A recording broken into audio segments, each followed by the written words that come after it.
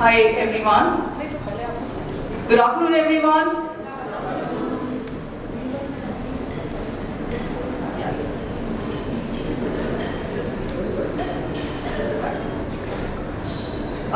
My friends there in the last corner, as our lady friend just explained that this is going to be a different one. We are going to be very inclusive in the discussion today. So what my role is to just present the first 7 to 10 minutes, the themes and what are some of the areas which all of us are going to brainstorm on. So I'm going to really request the last benchers to come ahead. It's quite nice here. If you all are not coming ahead, I'm coming to you all to get you here. Don't leave the room. Hi everyone. Thank you so much. You need a special thank you. दो chair आप आगे आए, उससे क्या होने वाला है? और आगे आइए. Come. There's a lot of space here. No? I'll hold your hand and get you here. Come.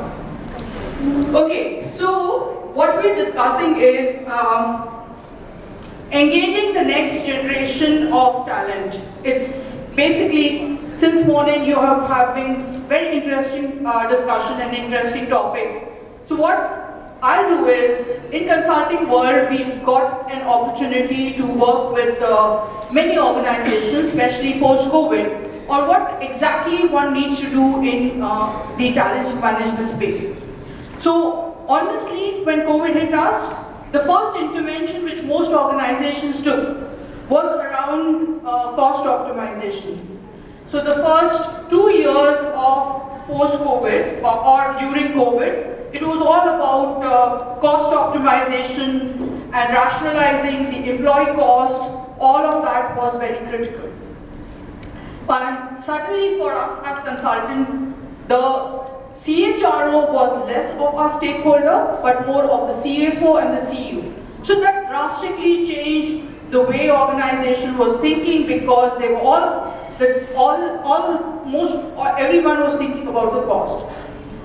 But what happened was, just after a year, there was a resume tsunami which happened, and we all witnessed.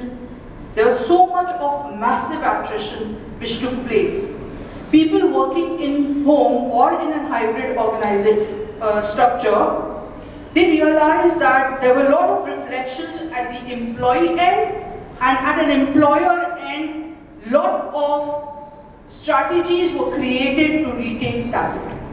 And that remains the same right now, because sooner or later, the kind of talent strategy you are going to create for your organization has to be so engaging and drastically different and interesting that most of us in HR have started thinking a lot in the talent strategy and talent management and talent engagement space much before then, as differently creative now than ever before. So what I'm going to do is use few slides, give a little more of global context, because many a times we Indian, unfortunately, replicate a lot what happens outside India, and we try and see what we can include within our organization. But I want to take one step, before I go into the detail, one step just to show you a global picture and then come into what we can do within the countries, within the organization here. So I'm going to...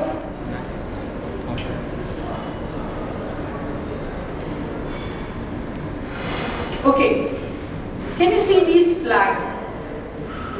These are flags of cluster of countries.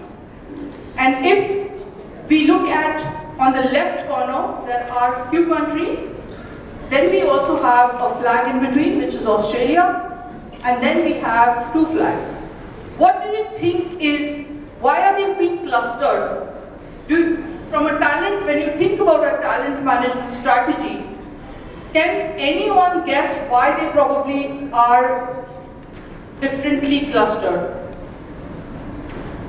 Anyone wants to take a guess? Very nice. The age dynamic. If you see on the left side, they are all, the average age of those countries are extremely high. So Japan, China, they have 70 years, 75 years employees. For example, in Japan, they have done away, many organizations have done away with something which is known as, what we call it as a retirement age. They've done away with it because they are active even at 70, 75 years. And therefore, those countries, their average age is very high. So their talent strategy is going to be very, very different than on this side, like us or Brazil. We are the youngest country in the world. Brazil is the second youngest country in the world. So what talent strategy we adopt has to be very different from the UK, China, Japan of the world. Why? Because they can afford to do automation much more effectively than we could do. Our people are getting in the organization and we cannot rationalize job, we cannot look at automation from losing job or creating lesser job. We have to think of creating more job along with automation. But for them, they can afford to look at automation and plan their entire organizational strategy accordingly. So therefore, when you do a talent strategy, the age of the age of the country, the age of the organization is also very, very critical. For us, right now in India, younger people are coming in, but there are also very seasoned people working with us. So we somewhat have a heterogeneous kind of a population, where we have, when we do a talent strategy, we will in the future have to make sure that we make a differentiated approach because we have very high age employees as well as very young age employees.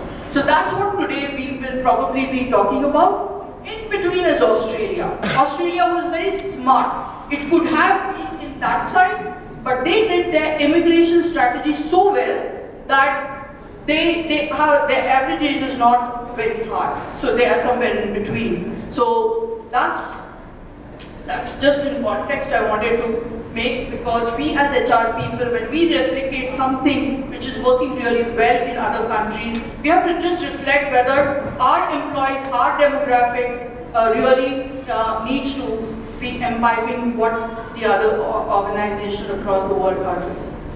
Now, there are 4 things which have really impacted the talent strategy. The first one is 100-year life. For us in India, for Brazil, 100-year life is not something which has impacted our talent strategy, but many other countries definitely have. So it's not just the average age is on the higher side. Even today, the life expectancy, what it used to be at the age of 65 to 70 few years back, and what they are now is very different. They are very, very economically active. So you have to plan your strategy accordingly. Then you also have the whole lot of contingent workforce which is coming in. I was addressing an HR team, a bank in India, a multinational bank. There were 70 people. To my surprise, 61 were contingent and gig workforce. Rest of them were on the payroll of the organization. So that's where the movement is happening. Ecosystem has to be respected. Today we work not just with our full-time employees, but people who are connected with us, our vendors, our partners, they become our ecosystem. Many organizations today are also making policies, literally HR policies for their ecosystem. So your performance management is not only done for your full-time employees, but also for your partners, your gig workforce, your neo-gig workforce, your flexi workforce. All of these concepts are probably known to you all, so I'm not going to get into that detail. But the PMS, the compensation strategy, the career paths are also being planned outside your full-time employees. So that's a very interesting shift which the talent management field has happened. Automation, I think I don't have to talk much about automation, but automation and workforce needs to be going along very well together. There, when you do an automation, and in an organization, the roles go up and down. Some of the roles, the job worth increases. Some of the roles, the job worth reduces. In that case, how you build and engage and ring fence your talent is going to be extremely critical. My learning, because I'm in consulting, and I'm sure there will be few others who will be in consulting, I've seen organizations just buy technology because others are buying. We may not be even solving any business case or any problems statement from which is relevant to us. So so that's an important aspect, that you have to look at technology for what problem statement you want to solve. So that's the next part. I'm going in a little bit of hurry because I want to just do this and then we all brainstorm together. There is 7 main agenda which have been created for the HR community and slightly different for global. This is the 7 key elements which have been created for India. Now, the first and foremost is workforce shaping. Many people call it differently. It could be just a simple hybrid organization. It could be redesigning your organizational structure. It could be creating network organization. It could be creating agile organization. So different words are used by different people. But why is it so important for talent? Now, when you're creating a hybrid organization, or you're creating an agile organization, or you're redesigning your organizational structure, what happens is the roles get moved. And when you're getting these kind of new initiative done, you have to make sure that the PMO is well managed, the change management is well managed. So many times, many organizations are struggling to get their employees come to office. I'm sure you are also facing that. That is also because of the hybrid world we have now entered into. So in this situation, how do you make sure your engagement, your retention of your employees in an hybrid workforce is going to be intact? So that's the first part of the HR agenda. Now, when the employees is working from home in a hybrid organization, the second part gets impacted. The second part is getting impacted for 2 reasons. First, because you restructured your organization and your employees are probably very, very far away from you. How do you manage the DNA of the organization the same way you used to before COVID? How do you make sure the culture and your values are cascaded to the last level for people sitting in the houses? So that is the entire purpose, because as whatever said and done, the values and purpose for an Indian organization or organization in India are so very important. One reason is, of course, as I mentioned. Second reason is the population which is entering the organization values culture much more than it was ever valued before. So therefore, what organizations are doing is co-creating the culture. Usually you see the culture is cascaded from the top. It is the DNA, it is very static, it remains or slightly changes. Because culture, it's very difficult to shift the culture. But because the Gen X is wanting to be in a different organization, an organization with purpose, then that's the reason why culture now is also, employees are ready to co-create the culture. Because they want meaning in what they want, they are working for. Enabling technology we talked about, which is the second one. We are replicating, we are making sure that we enhance our work and our entire agility through the technology. But while doing that, we have to make sure that the fourth one, which is so critical, that is not missed. What I mean is, by technology, make sure there is agility, but not on the cost of employee experience, because we as HR, that is first central.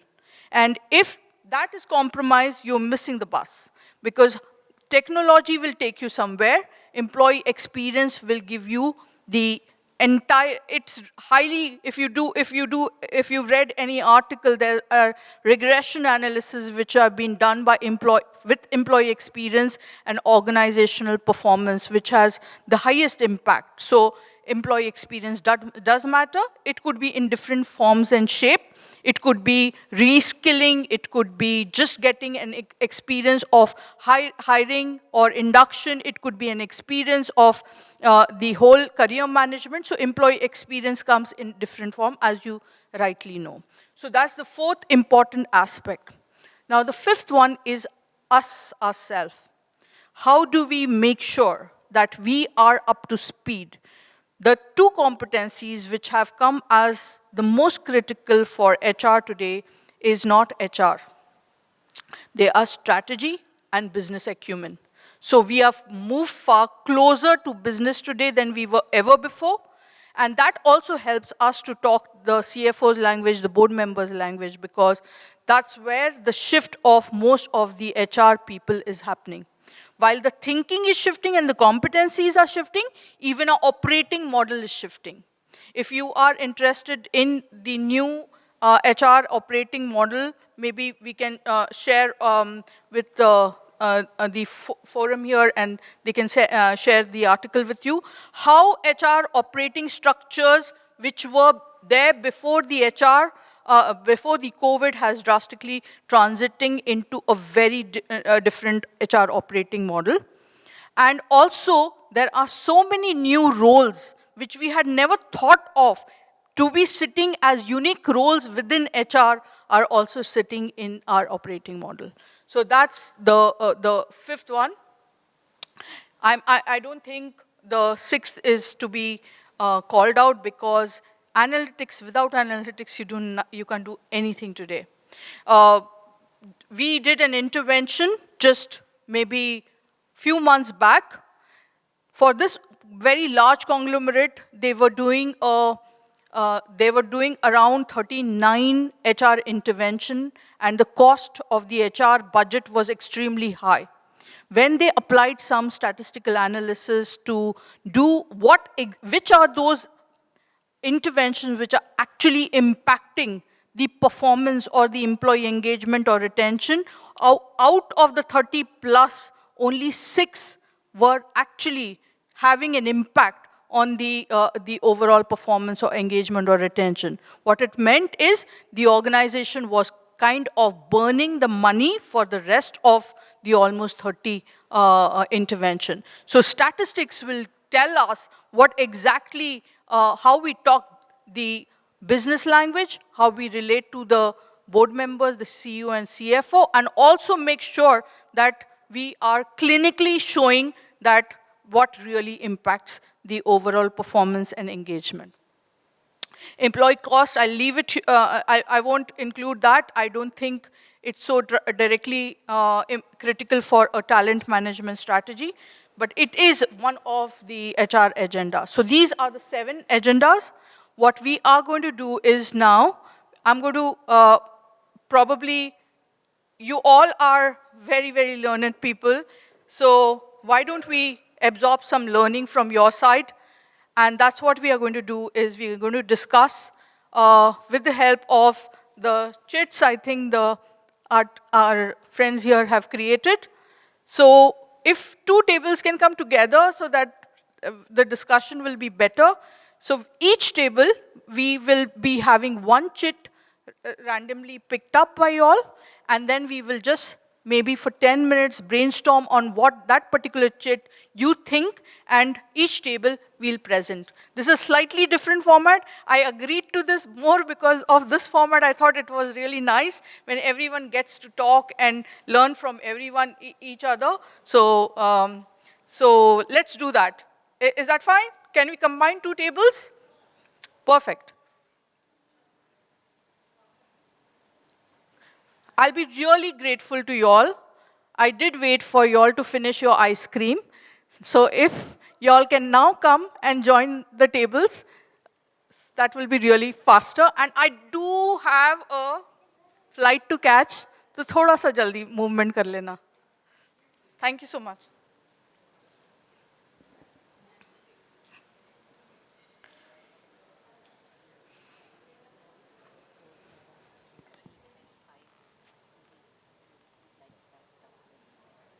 No worries, no worries.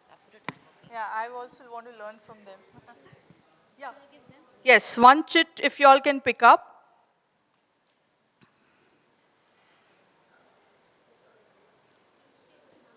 Yeah, I think 1, 2, 3, 4, 5, 6.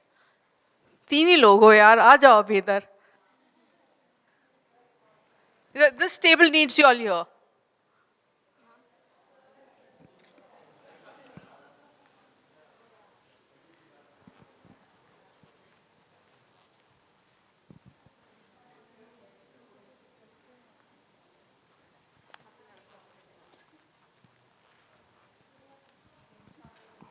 All good? Oh, you have one. Oh, you don't want this, right? We'll. Oh, you want to work with this? Or you can prick. Okay, fantastic. It's a part of our caring. Yeah. So they've replicated the chits. Okay. Anyone else? Okay. Enabling technology. Anyone has it? Anyone has technology? HR technology? Anyone wants to pick it? Change it? You have the right topic? What's your topic? Let's go. Very nice. You have a right one. Very nice. What about you all? You can go with, both the tables are doing that. That's fine, right? What about you all? You want to do technology? I think this is the one. You have?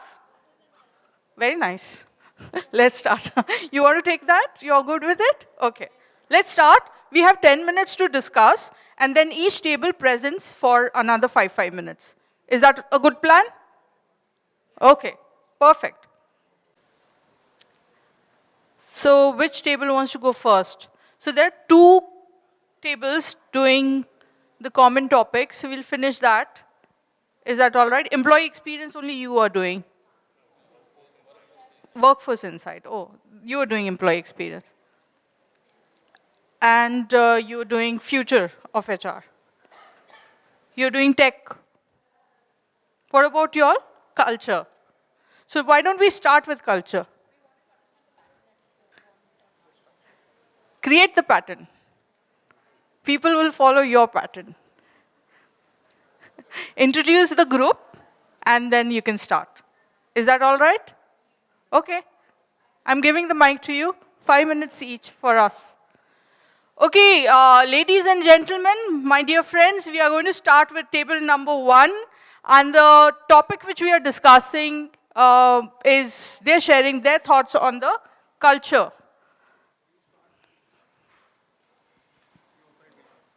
Hi, everyone. We are the group 1. We are presenting on purpose and culture.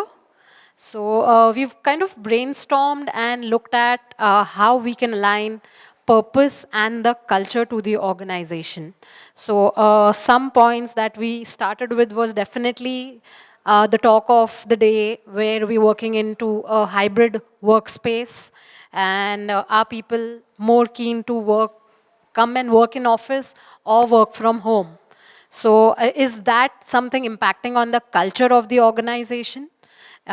somebody coming from the IT background also stated that that is actually forcing people to build the culture in the organization. But at the same time, we're looking at what is the purpose of the organization and what has been the business strategy overall for the organization. So keeping that in mind, we kind of define the culture of the organization. So if I was talking about one of the organizations that I work with into the logistics space, we are more onto the people-centric culture. So we keep people first. So if the purpose is very clear that it lays a lot of emphasis on the people within the organization. And keeping that in mind, the philosophy also clearly says, with people, you have the service that follows up, and with the service, the profit that follows up for the organization. So we even talked about the business strategy piece. So where if the business is kept in the core or the heart of the organization, and the culture is then driven by the business. So there are Indian organizations which focuses more on how do we place the business strategy, say maybe a sales head or the CEO of the organization drives that culture from the top, and then it's like a top-down approach that they follow. If the CEO, it's like leading by example, you can say that. If a CEO of the company sets a culture, and that's what the people follow. So that's been there always in the organization as well. So more coming from the value-driven perspective, where we also talked about having an open door policy in the organization, allowing people to come and speak to the respective heads or MDs or VPs whenever they feel like sharing their thoughts. That's about creating an open door culture. It's about allowing, it's like listening to the employees, allowing them to listen, have a statement across or table it down precisely. And we even talked about the change in the culture that is being brought about like the D&I. With the diversity, inclusion, and equity that we have been also following overall across the industry. What changes are coming up, how we are making the organization more inclusive currently, how we are ensuring that not just one area, maybe we talk about the disabled employees, how we are orienting them in the organizations, giving a culture of acceptance to those disabled employees, or even for example, something on the diversity background, maybe a gender diversity or various kind of diversity, transgender inclusion also in the organizations. So that's something that organizations are also doing. So that's about setting the trend or the culture within the organization. And ultimately, all of it will boil down to the purpose of the organization. Yeah, so that's something, any other points from team members? Please feel free. Thank you. Thank you so much. What's your good name? Shruti. Shruti, you're from? Okay, nice to meet you, Shruti. I think your points were very insightful. Basically, when we do when an organizational culture is being understood, we kind of take it for granted. But if you really want to see what a culture, how important a culture is, you should do some analysis or study when two organizations are getting integrated. So if it is a merger or an acquisition and two organizations are getting integrated, the research has shown again and again the biggest factor which makes the merger or an acquisition fail is the culture. That is the importance the culture plays, because when we are in an organization, we are living that culture every day, taking it for granted, but never realizing that it impacts so many young talent of an organization. So thank you so much, Shruti. Who would like to go next? Employee experience? Why not?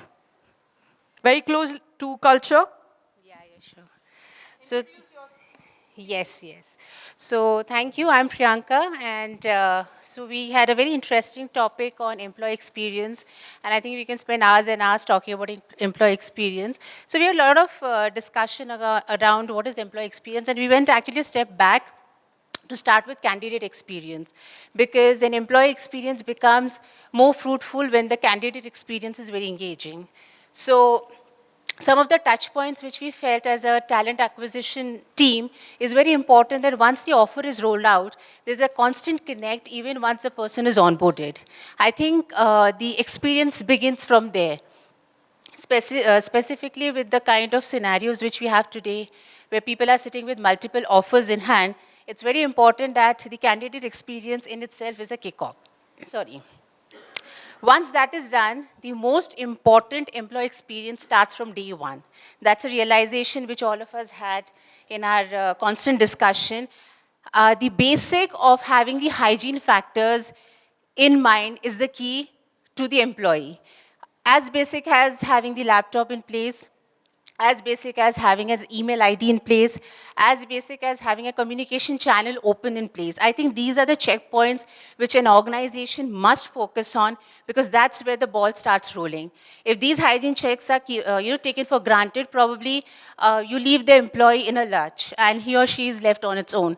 So the basic of employee experience starts for us from a hygiene factor. After that, we touched upon the manager connect.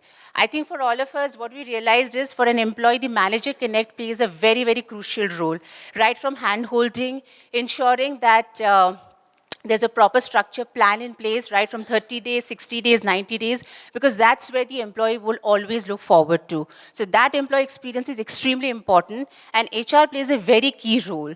You know, the skip level meetings, the constant touch on 30, 60 days, having data points, because often business comes back to us that, attrition numbers are going high and we have no data points to prove. So this is very important. So the second thing that we focused on was the manager connect, having a structured plan, ensuring that, these things are taken care of. Third thing which we all felt was the feeling of belongingness. I think it kind of relates to the culture aspect. Is the employee a part of your shared culture for the organization? Is he or she also aligned to the organization mission, vision, values? It's just not about having a virtual training in place. It's also ensure that he or she feels belong. And I think it's become all the more important in the virtual setup that we are into, because there's no physical connect, and hence a lot of that belongingness gets compromised. So a sense of belongingness is very, very important.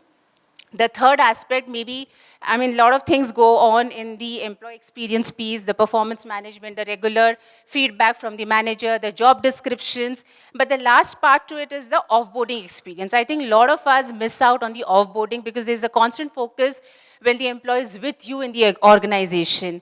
And the exit interviews is a very, very important part.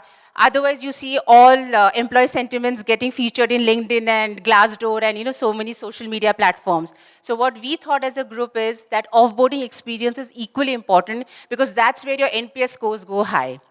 So it's very important that even if your departure is happening from the organization, the employee experience is again kept at the core. You never know, those employees come back to your organization. We have had a lot of people coming back and working with us. So onboarding to offboarding, the entire life cycle is extremely important, and these checks have to be taken in care. So that's what we thought. Thank you. See, there's so much fun to have all of us discuss this way. Otherwise, the stage presentations are so boring. Really well said. I'll just add one more point here. In an employee experience, I'm sure you all know this, there's something known as employee journey value map. So in your organization, you may want to run employee journey value maps. These are nothing but for every experience, you see where the moment of truth falls. What is a moment of truth? When an experience goes down for an employee, that's known as the moment of truth. And that helps you restructure any process or your policy or even the capability of the person who's managing that experience. So it's a very interesting aspect of employee experience which is followed nowadays by organization. Who would want to go next? Y'all? Can I make one request? If y'all say yes. Can I make one request? Next 2 or 3 presentation, if we can just quickly synthesize, otherwise I'll really miss my flight. So, it's really learning for me. It's been very engaging and I think both of you all till now have spoken so well. Don't want to cut short, but just... I think we understand your challenge, and all of us has gone through. The topic which was given to us was workforce insights and analytics, and I think she has, in the beginning, while presenting, only told that I don't have to tell you much on this topic because all of us are leaving. Our table discussed, and what we see, each and every table which are having, the very moment she started counting, I want 2 tables at one place. So that's where the analytics starts. So what our understanding is, workforce insight as a HR professional or as a business partner or as an individual entrepreneur or consultant to the organization, we must understand our workforce insight. So when we say workforce insight, to simplify in only 4 points, you should understand the human capital management. So all the attributes and variables. So what is your experience? What is your qualification?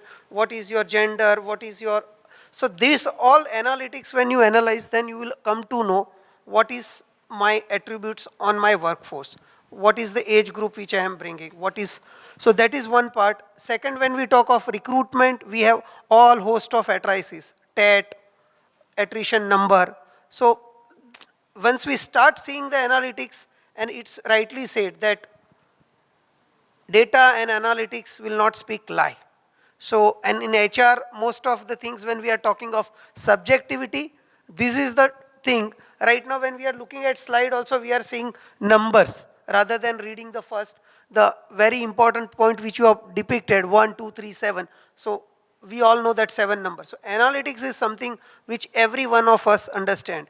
And the least and the most is our CFO and our CEO or MD, they will always like and to know what is my bottom line, what is my operation margins, P&L. So as a HR folks, we should be understanding this in and out. So you take any of the topic, right from the top manpower planning to the lady which touched that our offboarding experience should be also great. So these all things should be matrized in terms of analytics, and enough number of details are available on that. So I don't want to dwell on that, but this is something which is core. If we can convert our all subjective things into an objective and with analytics, we have done our job. That's it. Thank you so much. Yeah, thank you so much. So most of us would be doing some bit of analytics in our organization, right? There's always, till last year we were more in the prescriptive analysis, predictive analysis. Now it is moved to prescriptive analysis. But one thing about analytics is very critical, that the data needs to be, it's the king. Unless and until we are very respectful of the data, the analytics will not give us what it really wants. And for that data mining, as well as understanding how we utilize which variable we make use of, and to solve our problem statement is going to be extremely critical. But at the same time, your capability, our capability as HR folks has to also be shifted and re-looked at when it comes to HR analytics. So, so that's, otherwise, that will not help us. Just buying tools will not help us. Let's go to the next table if we can, which is going to talk on, these 2 tables are going to talk on future of HR. So you want to go first? Yeah, perfect. Yes, sorry. You can also share your name. So we have team over here, Neha ma'am, Malcolm, Sarika, Akhil, Narendra, and Suman. So our topic is future of HR, and what we believe is that all the HR should be, they should love technology for sure, because HR has to deal, today's HR has to deal with human as well as technology. So they should be technology enabled. And the second point which our team has put across is that all the HR should be now the business process oriented, right? So now HR cannot work in silo. So future of the HR has to be business process oriented. And then another thing which is very important for the crux of the business is that all the HR team has to be proactive and collaborative in their approach, and they should understand the business first, and then only they can, you can say, put across the profit of the organization. And the another thing is that very important is that they should be very futuristic in nature. Their approach has to be very futuristic. And one of my team person has highlighted that nowadays resources are not working for money, they are working for passion, right? Because you know that there are ample of money available, right? Some people are giving some money extra and they can get poached. So what they are saying that people are working for passion these days. So HR should understand the aspiration of the employee and then nurture them properly so that they can retain the employee for the longer period of time. So they should focus on the aspiration, not on the money part of it. Oh, wonderful. Thank you Please so do much. put your hands together for the team. I do know that we have 2 more tables. I'd like to request both those tables to please wrap it up in 60 seconds each because we are way behind schedule. But please do put your hands together for ma'am there. And very rightly said, I quit my very well-paying job to follow my passion. Also, I am enjoying it to the best. So, I take care of the learning and development part. So I'll touch upon only one small point which we usually do in our organization, that is the interviewing skills. So if you have noticed, most of the questions that we ask in interviewers are common. We talk about strength and weakness, we ask them to tell us something about yourself. But here I would just want to touch upon a skill session on behavioral event interviewing, wherein the questions are based on the behavior pattern of the expectation of a candidate. So what we usually draft is the situation of a position in which the role done by the employee, where they face challenge. And the same situation is given to the candidate to make us explain how will they deal with that situation. Here they cannot come well prepared. And most of the questions which is commonly asked in interviews are there in Google. Right. That's it. Thank you. I'll just add in, I'll make it 30 seconds. So I think we would require definitely T-shaped HR professionals. And as you rightly said, they have to be coupled with business acumen, data-driven, approach, and the digital integration. And the base core lies with the competencies that they would have. And with that, it has to be definitely coupled with the risk management and the project management, which is done at an organization level. Same would apply to the HR of the future organizations. The lady has left us again. So we have the last table and then we will wrap up. Anyone left? Some table is left. Yes, please. Hi everyone. My name is Sanjana, and talking about the employee experience topic, I'll not take much time, but the one major aspect that we are focusing on currently is the age dynamics. And in India, when we see the age dynamics or the average age is low, or I would say the Gen Z that we talk about a lot, few things that they expect is what we have seen as the rise in the flexible benefits, rise in the hybrid working force. And when we talk about employee engagement, well-being, it's not just about conducting activities or just the mental wellness. It has expanded to mental, physical, financial, social, you just name it and they need it. So we just can't focus on one aspect. And one more thing, just one last point that I would look at it, when we say we have given them access to emails, we have given them access to resources, but they also want us to be more transparent and inform that this is the change that's happening in the organization, not just limited it to the senior management or the middle management, but also cascaded to the entry-level roles as well. So yeah, that's it. Anything you want? Thank you so much. Yeah, thank you.